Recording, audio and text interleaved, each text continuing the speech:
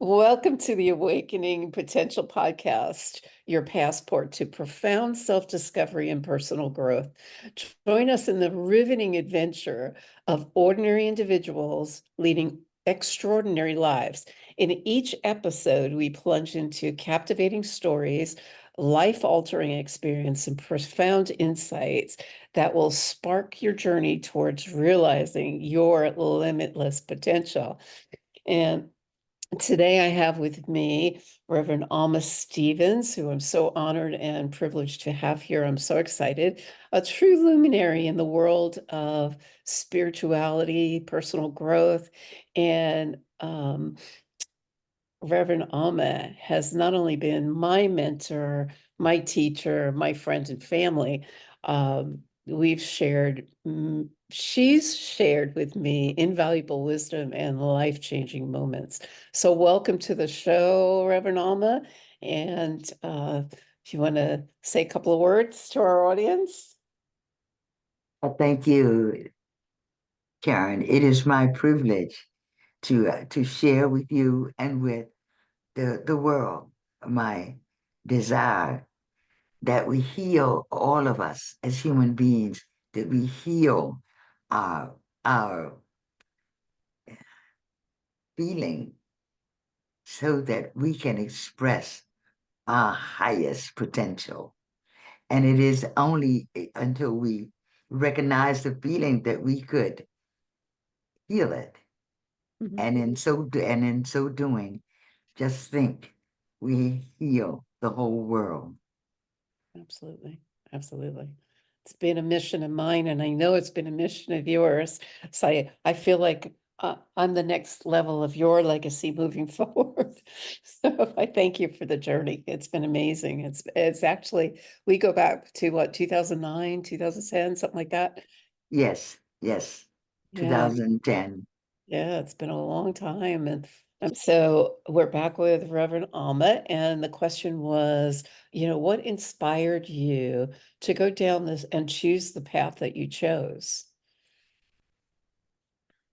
It was in 1960.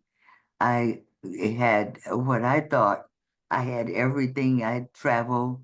I had diamonds. I had furs. I had property. I just moved into a new house and I just bought a new car. And it was my life was empty. And I asked myself, is this all to life? And the universe answered me by sending a beautiful teacher to me who started me on the spiritual path. And he said to me at the first meeting that he would not touch me because I did not have enough love in my life. And I told him how to have love. And he said simply to tell yourself you love yourself 5,000 times a day. Mhm. So I did. I was desperate. I did. And I made the breakthrough after 6 months. It took me 6 months of telling myself I love myself every day, every time I could think of it, for me to break through. And when I broke through, then I went back to him and our journey began. He began to tell me about the law of life, the law that governs the human being. And Mhm. I have not stopped since 1960. I love that. I love that. And I remember when I started my journey with you, you would tell me 5,000 times a day to tell myself I love myself. And it was like I can barely look in the mirror at the time, and I so remember it. And I remember you telling me it took, what was it, 2 hours and 28 minutes out of my day to do that? Was that correct? Yes, yes. And I was in front of the mirror. I love myself. I love myself. And finally, now I can look at myself and talk to myself and be with myself. And so it was a very profound experience for me as well. Thank you. Yeah. So obviously, you've had a lot of challenges along the way and lessons learned from those challenges. What might be some of those lessons that you've learned, and maybe just skipping point of maybe a challenge that was a catalyst? Forgiveness. Forgiveness was one of my greatest challenges Mm, not knowing that I hated everybody that who was in my life. Um, my teacher started me on forgiving. mm, And forgiveness is giving love to oneself. And I began to love those parts of me, of those people who reflected those parts of me that I did not love. mm, And I guess it took me about, I guess about a year and a half to get through the list. But each day I was feeling lighter and lighter. I was feeling more at home in my body with myself. mhm, And by telling myself I love myself 5,000 times a day, and searching my consciousness for all the people that I hated, he suggested that I make a list of all the people that I hated, uh, and he used the word hated because it nobody wants to hear the word hate, but that is what we have considered as the opposite of love.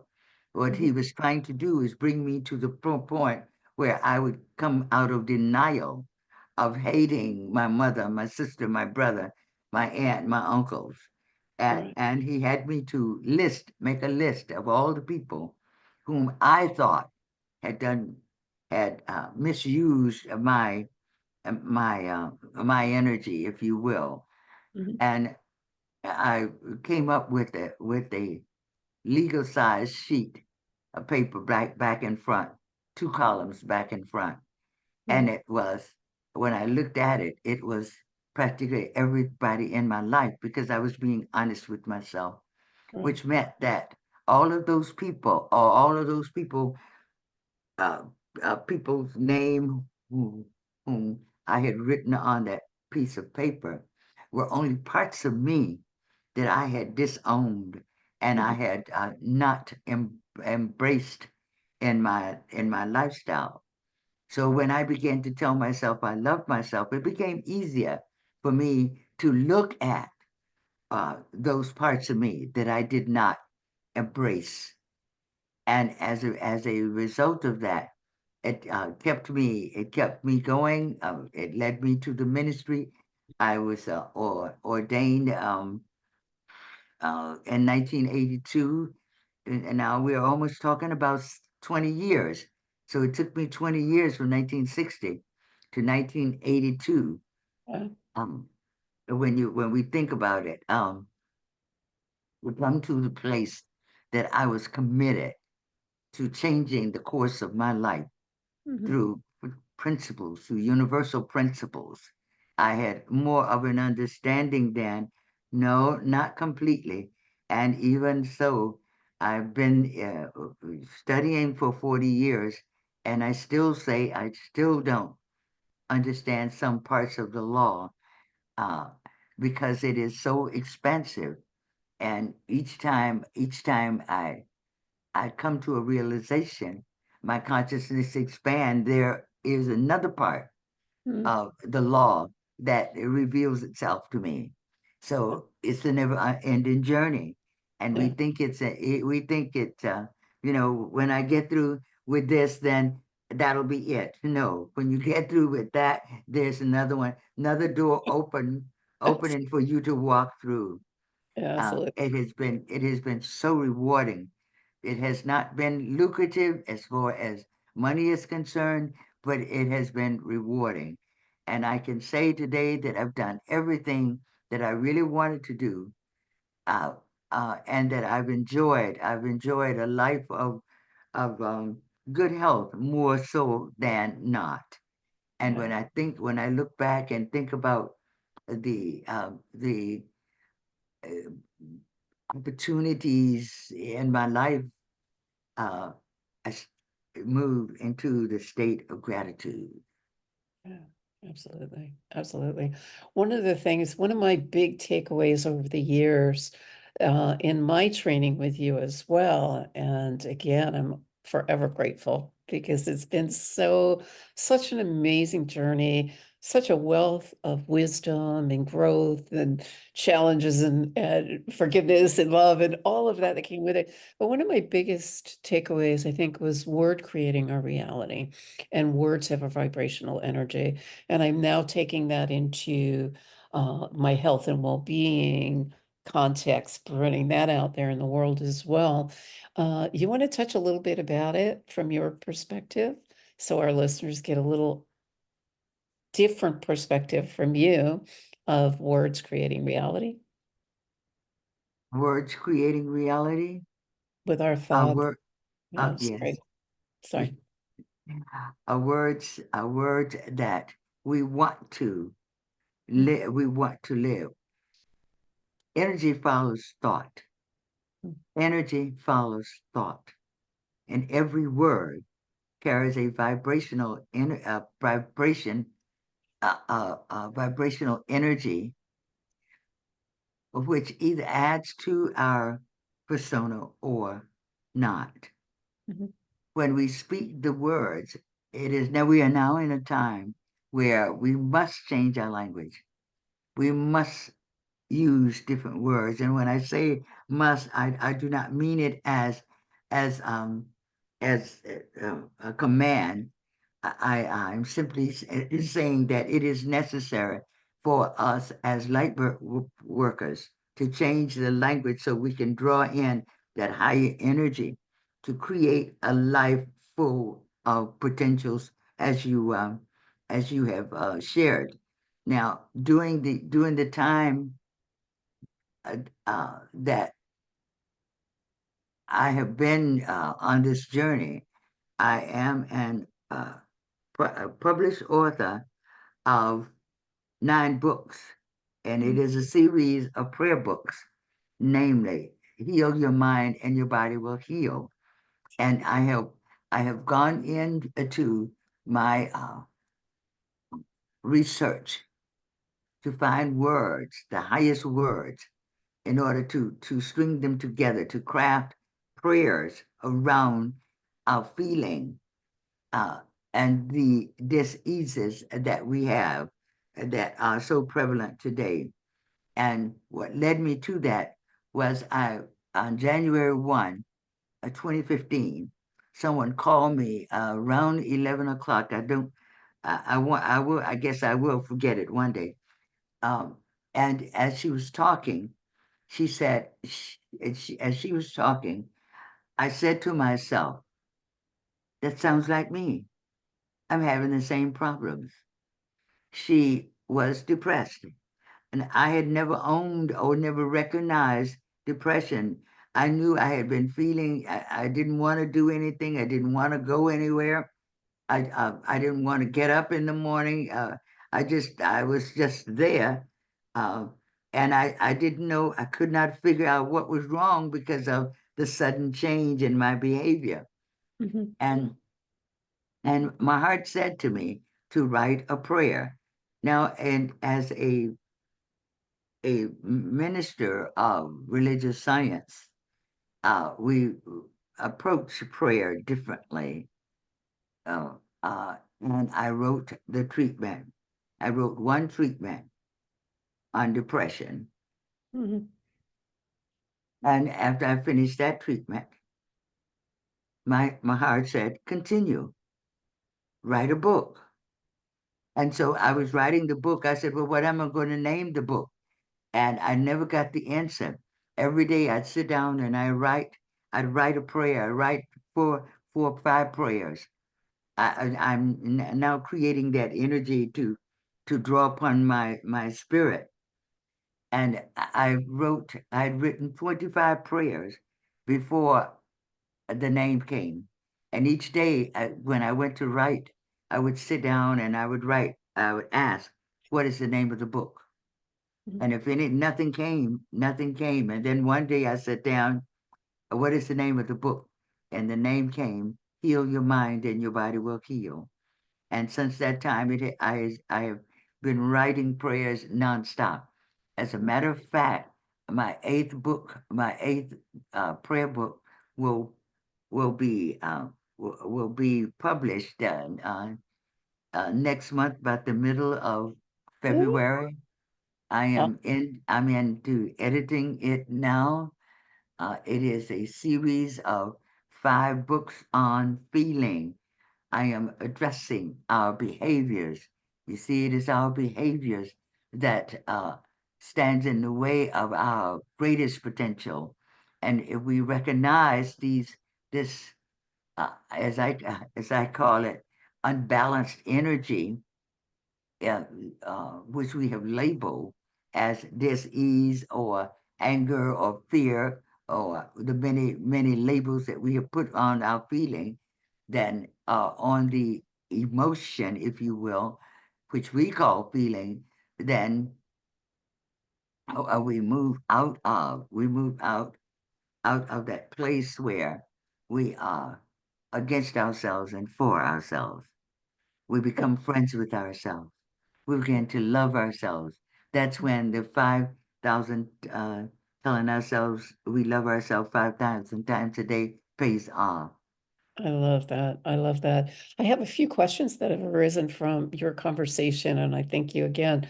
Well, first off, before we go any further, where might our listeners find your book? Oh, thank Books, you. books. Thank you. Yes. Amazon, Balboa, and Barnes and Nobles. Beautiful, beautiful. Thank you. And I'm going to Thank put you. that on the show notes so people can get it with a picture of your books as well. Thank you. Um, Oh, thank you. What comes to mind is you're focusing a lot on the emotion. Why is now most important? It's a two-part question, actually. Why is it most important now in the times that we're living in that people focus on their emotions, number one, and number two, for somebody who's never written a book or is just like wanting to do something and they just don't know, what they don't know in a sense, and they want to ignite and learn something or do something as contribution. What would be your suggestions? So the two parts, if you would. Okay.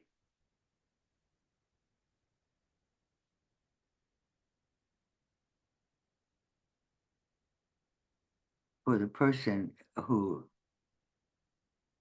is desiring to do something and not knowing, ask every day, what am I to do? What am I to do? I found by asking questions, then I get answers. Answers come from within me. Now we were taught. I came up in a generation that taught that children should be heard, seen, and not heard. So I didn't ask questions. I ask questions now. I question everything. I question myself. What am I feeling right now? Number two, it is important that we address our feeling now or during this time because the energy that is flowing through the universe is no longer separated. It has always been one energy. However, humans have viewed it as two energies, masculine, feminine.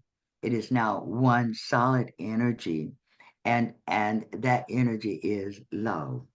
You see, emotion is, according to Mr. Webster, said that energy is, emotion is energy in motion, emotion, energy in motion. This energy in motion is what I've come to understand. The energy is our soul, the energy of our soul. And we have labeled it by the with the word feeling. We talk about our feelings with an S to just simply separate our spirit from our body. Now we call this energy feeling because that is the way we have perceived it. We have never gone into our feeling. We have suppressed our feeling. We are just coming into an energy now where we must release ourselves, surrender. surrender our feeling, surrender our entire life to life so that we could live our greatest potential. And that's why I see the people such as you and the great mystics of our time are bringing in these new ideas about the developing the greatest potential, Mhm. and that is through feeling. Go with your feeling. What do you feel? Question your feeling. Question every feeling Yeah, that you have until you get to the place where there will be no separation between your spirit and your body. absolutely, absolutely. And feeling obviously is the key cornerstone to manifestation as well. So, with that being said, and thank you again, is there anything before we part that you'd like to leave our audience with? Any words of wisdom that's going to, maybe spark some interest with them to start moving in a direction or do something, start loving themselves or something that's going to make a difference in their lives?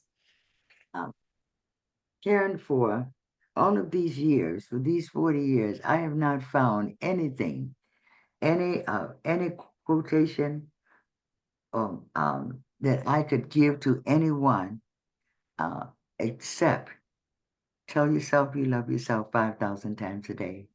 We cannot move through this energy or to from where we are until we begin to love the self of us. We do not understand that the self of us is the self is our feeling, is our soul, is our emotion of the human being. When we tell ourselves we love ourselves 5,000 times a day and break through, you see, you will know when it's time to change. That is, I cannot tell you, I don't have anything else to give other than that because I have used that principle.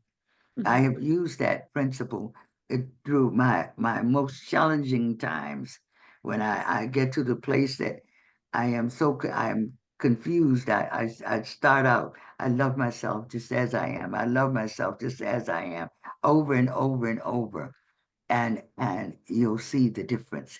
And you have to see the difference. Just like you did and I did, all of us have to do that. Exactly. And And it, we start at loving ourselves just as we are. yeah, and it does make a difference, a big Yes, difference in life. yes, It's like seeing, um, I have this vision of like looking over the fence and just suddenly going, wow, it's like really yes, green and like bright and vibrant on that side of the fence. yes, Is it yes, coming into the light? It's really yes, stepping into the light. So yes. I really, really, really want to thank you so much for coming on with us today, making a difference as always. Your It's books, I'm wishing much success with this latest launch. I know you've been working for diligently for years on these books, and what a great accomplishment. As I said, they'll be in the show notes with the Amazon link. So this way, those who are interested in seeking more and getting into the prayer aspect of emotions, and there's so many different topics that you touch on in our healing journey. So I thank you, thank you, thank you. my privilege. Thank you. I'm honored that you've asked me to That's, share with the world. Thank you. thank you.